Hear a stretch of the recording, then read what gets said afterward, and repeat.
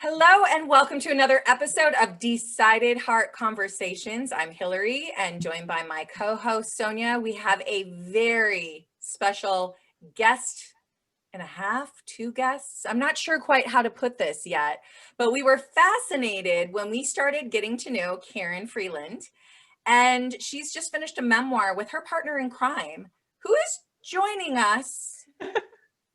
Would you like to explain, Miss Karin? Absolutely. First of all, thank you so much for allowing me to be here and share this with your listeners. I'm really excited about that. Yes, so my partner in crime is my vagina. I love it. So yes, I know if you weren't sitting down, this might have caught you off guard a little bit. But I am writing a memoir that basically looks at all the mishaps and misadventures of me and my vagina over the past 40 years. Wow, I love it. There is miraculously enough content to fill a book, which is kind of crazy. Like when I started writing it, I was like, I don't know, what would I talk about? And then I started brainstorming things. I was like, oh yeah, there was that time and that time. I'm like, wow, I kind of have a lot of material here. Well, and then honestly, Karin, I can't help but be giggly about it. Like, oh my Right. God, she's saying vagina, and it's a character in a book. And I just love the sense of humor that you put into it. But there was a time where you had this decided heart moment. Like, I would love to hear, our audience would love to hear how that shifted and how this memoir came to be. Absolutely. So actually, it was first born, believe it or not, in 2009. I was pregnant with my first son, and most women who have been to the gynecologist and have had a baby, at some point, their doctor or midwife or someone told them about preparing for birth and preparing the birth canal. And so you are supposed to use some olive oil and massage it into your vulva area. I know, maybe not everyone's heard of this. No. Yeah, well, this was my recommendation, and I thought the same thing. Like, my doctor was explaining this to me, and I was like, yep, lady, you're nuts. Thanks for the info. Like, I'm never doing this. And I went home, and maybe a week later, I don't know, it was a Friday night. My husband was working the overnight shift. I guess I was bored. I don't know. So I went into the bathroom, and I tried to do this to myself, and I was like, olive oil's flying everywhere. I can't get my fingers right. The positioning. I mean, it was a complete disaster.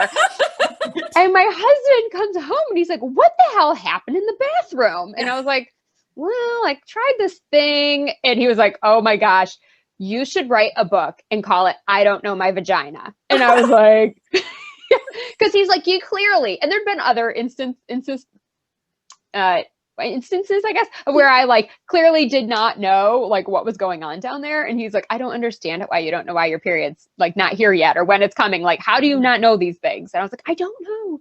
So at first I was like, I don't know if this is a great idea, but I started thinking about it more and more. And I was like, you know what? We might be onto something. So I started writing the book. But of course, as life would have it, I went back to corporate. Things got really busy. I now had a newborn baby at home. I was traveling for work, and the book just sat and sat and sat. And my decided heart moment really came in 2019. I had what I would say was a pretty devastating midlife crisis. I was working at an energy company, running the marketing team. We were small, we were lean and mean, but it was a ton of responsibility. I was responsible for all of North America, and I just couldn't help but keep feeling like something was missing from my life. And we had 2 deaths in the family, and that really triggered things for me. My mortality suddenly was right in front of my face, and I kept thinking, what am I doing with my life? Am I wasting it? Is making PowerPoints all there is? There has to be something else to life, and I don't know if either of you kind of relate. Yeah. And so I was kind of I started to get a bit toxic at work. I was having a little bit of an emotional outburst, and a coworker sort of, called me out on it and was like, look, then what do you want to do before you die? What's the one thing you would regret never doing? And I had to think about that because I'd thrown myself so much into work I think I forgot who I was, what I enjoyed, what made me tick. I was like, I don't even know who I am. I'm work. I am my work. That's all I know.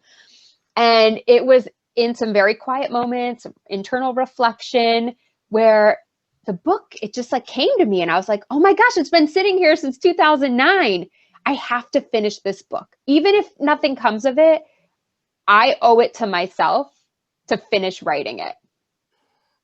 And that's kind of how it all took off. Wow. Yeah, and I love that. And there's a couple things that I really want to bring out. Part of it is knowing just from talking to you, but the other side of it is I know you have one of the tips that you have for people that I've heard you say before as well is just how you turn the negative into the positive. And in hearing that conversation, I feel like your friend was really that catalyst. So many people can tell you what they don't want to do, they can tell you all of that. But when it comes to what do you want then? Like, this doesn't make me happy. This doesn't make me, okay, but what does make you happy? Oh, wait, hold on. And they don't allow the space for themselves to think about that. So I love that you did that. And you truly just went all in and invested in yourself. I would love it if you could share, dig into that just a little bit. Yeah. And that was scary for me because I had never invested in myself to that degree before. But I do think, so just for your listeners that don't know, I actually started my career as a dancer and an actress. And so I was, waiting tables, living paycheck to paycheck, and having this like awesome life and amazing experiences, though, living my dream. And so there was a bit of that started to come back that I kind of like remembered, oh yeah, remember that life you used to live? Like, you can do this again. You don't have to make all this money that you think you have to make. And I wasn't quite ready to leave corporate yet. So I said, well, at least while I'm here, I'm going to use that money to fund my dreams. And so I started talking to an editor and was like, you know what, if I'm going to do this, like, I have to do it right. Like, it's just too special of a book. It's too personal. I mean, it is very personal. So it doesn't get much more personal than that. I said, if we're going to do this, it needs to be so good that it just kind of like takes the world by storm. And I need professional help in order to really be able to bring it to life. And so, I wrote the check. It was like $11,000, to hire an editor to do this. And I just remember thinking, like, am I nuts? Like, what am I doing? This $11,000 is so much money. But that gave me the confidence to keep going. And it gave me the stake in the ground to say, like, no, you've committed to this now. Like, you're going to get that return on that investment and you're going to take this thing all the way and it's going to be amazing. What I think was truly the most important piece, so decided hard is, there's one thing to feel it. And it's all emotional and you're coming to sense with your vulnerabilities and you're seeing the light. But decided hard is actually taking the action, the doing. Mm-hmm. And what's fascinating about your decision with your investment or funding your dream is you set this accountability pattern. Like, once you write that check, you can't just walk away from something like that. And I love that you called it an investment for yourself or a funding of your dream. Yeah. But it also has those boundaries. And for Hillary and I, it's so important. That is what decided heart means to us. It's not only just feeling it and dreaming about it, but then what's the action plan? Right. Because it's so easy to just think about it and wish about it in your head and be like, oh, someday. But I think because specifically in my situation, I had just experienced 2 deaths. I didn't feel like I had tomorrow. I didn't feel like there was going to be, 10 years from now. I kept thinking, like, what if I get hit by a bus tomorrow or a car accident or something happens? Like, I don't have that much time. I gotta jump in and just make it happen now. It's funny. I'm in my mind. I'm singing the Rent song "No Day But Today." I mean, not really. Like, it's like 500. So that's like going through my head at the moment. And I really do. I do think this last year has shown that to all of us. You don't know, like, oh, I'm going to go hang out with that friend tomorrow. Well, no, you could be in quarantine and not get to, or something could happen. All of that. And that really does lead into that second tip that I really feel is so important for people to think about. It is not a wish. It is not a dream. You're making it actionable, and you make it actionable by actually writing it down in a SMART goal format. And for anybody out there who is, not in corporate America and is like, SMART goal, what are you talking about? You're just intelligent goal. I mean, yes, sort of, but there really is something more to that. Can you explain that for our audience that doesn't know, and how that actually helps you and do you use that daily? Do you use it monthly? Do you use it all over the place? Yeah, I've gotten much more smart about my SMART goals, if you will. I think when I first started, I kind of just wrote the goal, and it was always kind of like longer term things. And then all of a sudden the days bleed into weeks, and you get to this deadline and you go like, oh my gosh, I never did that, because I didn't manage my time in between the here and now and the, 3 months when I wanted this goal to come to fruition. So I actually, and this is not a Karin original, I learned this from someone else. I have the big 3. So every day I wake up and I put at the top of my planner, what are the 3 things I need to get done today in order to keep me on track? And that has helped me stay focused so much. The other thing I would say is, like, a lot of people will say to me, especially because I hear I'm writing a book, and I've always wanted to write a book. I've always wanted to do that. I don't have time though. How do you find the time? And when I first started writing, believe it or not, I was still in corporate. I have 2 boys. I mean, it's not like I had infinite hours to sit down and write. 10 minutes a day. I would set the timer, and I would just tell everyone in my family, Mommy's going upstairs. I need 10 minutes, guys, just 10 minutes to write, and then I'll be back. And I would go. And next thing you know, like, they wouldn't come check on me, and I'd get 15 minutes in and 20 minutes in. And then, I started staying up late because after the kids went to bed, and I was like, I'm going to get this done. I want to finish this chapter. And it was just so much fun because it didn't feel like work, Well, I think one thing that, we talk about, which is so powerful. And you mentioned this too, Karin, in terms of the people around you, your tribe. Like, Yeah. sometimes it's like, oh, maybe we have to change our tribe, though you can't change your family. But one thing that Hillary and I have really emphasized is boundaries, and that we set our own boundaries, and communicating those boundaries to people who can really support us. They don't know what we need. But for you to translate that and say, Mommy needs this time, and I'm sure for your boys, they look up to you like, oh, she's doing something for herself, and respecting those boundaries. I mean, to me, that's so inspirational to see this family unit really support you in making your dreams happen. So cool. And I'll tell you, and we haven't talked about it too much, but we have a little bit of a life coach practice, and my friends and I started a business, and it's so cute. My son is like emailing his teacher, and he's like, I want you to be successful. So I want to tell her about your program that you're offering. And I just think it's so beautiful. Like, they made me a poster the other day that said G.A.L talk on it. And like, we're hanging it up outside my door. And I'm like, they are involved in this, and they want me to be successful just as much as I want to be successful. So when I say, oh, hey, I have to go do this, or I have to go to that thing, or I have to get on a call for an hour, they're totally bought in because they're part of the magic, It's pretty cool. It's so cool. I do. I love that. And I think it's so important. It's funny because I was just telling a client that the other day. It's like, if you don't let your family into your dream, then how do they know? Because that is, and I think as moms in particular, we think we're supposed to take care of everyone else. And actually, I talk a lot about virtues. And virtues, and Sonia's like, oh yeah. I love them. And the funniest one, and I want to get your response to this, the funniest one to me to see women with is the word humility, because we don't, here's the thing, is we don't brag, we don't, Nope. We're fine. So we think we have humility, but the second part of that is asking for help when you need it.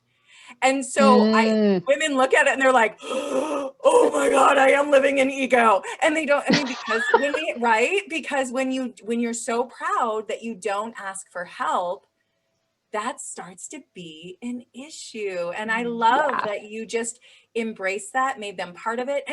And for women out there, what I hope that they are hearing, and men, what I hope they hear from this, and Sonia, you did a great job of saying it as well, is okay, you had the dream, you made it actionable. And why feel guilty about that? Because you are leading the way, you are modeling, and you are giving permission to your children to do the same thing, right? We can't Yes. sacrifice everything and then expect them to grow up to be individuals that go after their dreams. Right. That's exactly right. And that is one of the biggest things I think that I live by, because for so long when I was in corporate, I did feel like I gave up on my dreams. I felt like, what if I had stayed and kept acting? Or what if I did follow the things that I love or we're still dancing or whatever? And it broke my heart a little bit. Like I kind of felt like, oh my gosh, did I sell out? And what's interesting, and I'll just maybe offer this up too, is this doesn't happen overnight, right? It wasn't like I realized on a Monday that I wanted to leave corporate, and on Tuesday I did, and I wrote a book, and it's great, right? This happens over an extended period of time. But if you give yourself permission to start finding ways to just integrate some of your passions and the things you love into life without feeling this pressure that it suddenly has to become your career and you have to actually make money from it, it really takes a lot of pressure off. So for example, like I've loved dancing. I grew up dancing competitively my whole life. I went to college for dance. And what I found is, I'm not going to be a professional dancer. No one's hiring a 40-year-old dancer. I don't have the skill level I once had. Like it's not happening, but that doesn't mean I can't love dancing and do dance workouts, So I love on Saturday mornings, put on a hip hop dance workout, and, I'm not killing it. I'm not great, but I'm having fun. And it brings that spark back in me, right? I feel alive again. This reminds me, and I totally identify with you in terms of me being a student athlete, and you can never take away the athlete in me, whether my body likes it or not. It is a part of who I am. It's my philosophy of life, and owning that part of that identity is truly one of the things that keeps me authentic. Another thing that you've come, and it's a third tip for our viewers and listeners, is this remembering the why. So foundational too. And I'm thinking about your 10-year span, the moment the book, the memoir was planted, and then 10 years it took to kind of start to grow. But remembering the why, what is that all about? Yeah. So look, undoubtedly something's going to happen, right? The going is going to get tough at some point. It's, you're going to be like, oh, well, do I have enough money to keep this project going, or whatever is going to happen? And it's really easy to kind of like sink with inside yourself and go, oh, I'm not going to do this anymore. Nobody would want to buy my book. This is bad, But instead, we're like living into that. And we're remembering why we started this in the first place. Mm-hmm. So for me, a lot of people will say, well, why are you writing this book about your vagina? And I say that a lot of times just for the shock value, but it's about so much more than that. It's about the journey to womanhood. It's about the things we see in society that we think we have to emulate in the bedroom, or getting a urinary tract infection and being so scared to tell anyone when you're in college because you think it's an STD, or you're afraid like people are going to think you're like going to judge you, and like, why were you having sex or whatever, that you kind of suffer until you can't anymore. And then you finally go to the doctors. And it's like, I don't want other women to ever feel alone the way that I have felt at different points in my life. And so how do we normalize some of these feelings and normalize having a baby and, the challenges of tearing, or, things that happen to your body, and then having to deal with the repercussions of that. And if you remember why I'm doing this book, then it's so easy when people say like, I don't know, should you really put that out there? Or why are you doing that? You have kids, or they get judgmental. Then it's like, yeah, but that you're missing the why, right? It's so much bigger than me and my story. I love that. Sonia, I feel like we need to introduce her to our episode 29. I know. Guest, right? Totally. Right. We had, 2 episodes ago, we had someone on to talk to us about our erotic blueprint. And I thought Sonia and I were going to die. Yeah. Because it's like, how do you practice sex, and what turns you on and what doesn't? And we're like, but it was but I mean, I love the fact that, we are responsible for our own sexuality, for our own bodies, for our own, and not having the more we normalize, as you said, and the more we start to embrace that, I mean, whoever gave us the message that we shouldn't do that, right? Right. I mean, I don't know where, well, actually, Sonia, whole nother story, because we're reading a book right now called Cassandra Speaks together, and it's all about like, where does that messaging come from? But anyway, that's it for another day. But one of the things I just, before we close out, I have got to bring this up because I think people will be shocked. So you said vagina, shock factor. Tell us about social media and what you had to do. I cannot believe this. Yeah, so I mean, I have my own Instagram handle, so you can follow me at Karin Freeland. And, you know, I've been putting things out there and sharing tidbits of my book. And you can actually go to my website, KarinFreeland.com, and Karin is with an I. And you can look at the tab that says my memoir and actually download a snippet of it. So you can read a little taste of what it's like. Yeah, but I mean, it's so tough because you get the gamut, right? You get the people who suddenly judge you and think, oh, she must be a slut, or maybe she's in an open marriage, or like they think all these things about you that just aren't true. Or like you get other people who are like, oh my gosh, this is amazing. And they'll like DM me and they'll be like, so have you ever had a threesome? And I'm like, what? Like, I know I'm sharing a lot about myself right now out there, but like, I'm not inviting this kind of conversation. Thank you. So it's been interesting, but I think overall women and people have been pretty supportive because it is different, you know, and because a lot of people aren't talking about it. So yeah, but it's always interesting. I mean, I had to call my mom before I started doing this and be like, by the way, you're going to start to see. Well, but not just, here's the thing that really surprised me was you often use hashtag lady parts. Yes. This is the part that I am floored by. Oh, because hashtag vagina is like shadow banned. You can't use that hashtag. Yeah. And I'm like, it's a body part. It's like an arm, an elbow, a knee. Like, why are we shaming 50% of the population, which are women? I mean, I don't know the exact percentage, but basically half the world are women.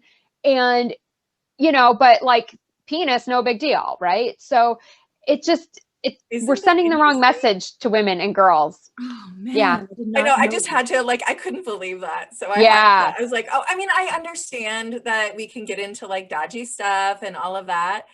Right.